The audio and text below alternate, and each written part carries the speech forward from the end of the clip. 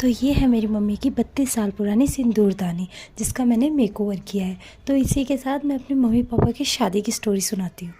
जब मेरी मम्मी छोटी सी थी तो उस टाइम पे शादी ऐसे होती थी कि मतलब शादी पहले हो जाती थी बट गोना बाद में होता था। जो लोग यूपी बिहार से हैं वो इस बात को ज़रूर समझेंगे कि मैं क्या कहना चाहती हूँ। बट मेरे नाना की ज़िद थी कि मेरी मम्मी के लिए कोई अच्छा, सुंदर और सुशील जैसे कि मेरी मम्मी है उसी तरीके का लड़का ढूँढेंगे। बट मेरी मम्मी के लिए लड़का ढूँढते ढूँढते मेरी मम्मी की एज हो गई थी ज़्यादा, मतलब ज़्यादा नहीं, उस टाइम के हिसाब से 16-17 साल।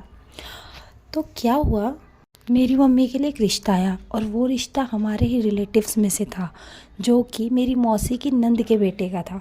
बट मेरी मम्मी थोड़ी हेल्दी थी और मेरे पापा जो थे, होने वाले थे, वो पतले से थे। पर मेरे नाना ने कहा नहीं, मेरी बेटी ही हेल्दी है तो उनके लिए हम हेल्दी सा लड़का ढूंढेंगे। तो मेरे नानू ने क्या किया, पूरी दुनिया जहान में लड़का ढूंढ लिया बट मेरी मम्मी के लिए कोई भी लड़का नहीं मिला। एंड में आके मेरी मम्मी की शादी पापा से ही करानी पड़ी, क्योंकि गाइस वो तो सुना ही होगा आपने कि जो किस्मत में होता है वो ज़रूर मिलता है। तो एंड में जाके मेरी मम्मी की एज हो गई थी, तो मेरी मम्मी की शादी में ऐसा कोई गोना वाला हिसाब किताब नहीं हुआ। मेरी मम्मी की डायरेक्ट शादी हो गई मेरे पापा से। फिर उसके बाद मेरे मम्मी पापा शादी के बाद दिल्ली आ गए, वो यहाँ शिफ्ट हो गए। तो अब आप लोगों को ये बताना है कि मेरी मम्मी मेरे पापा के रिश्ते में क्या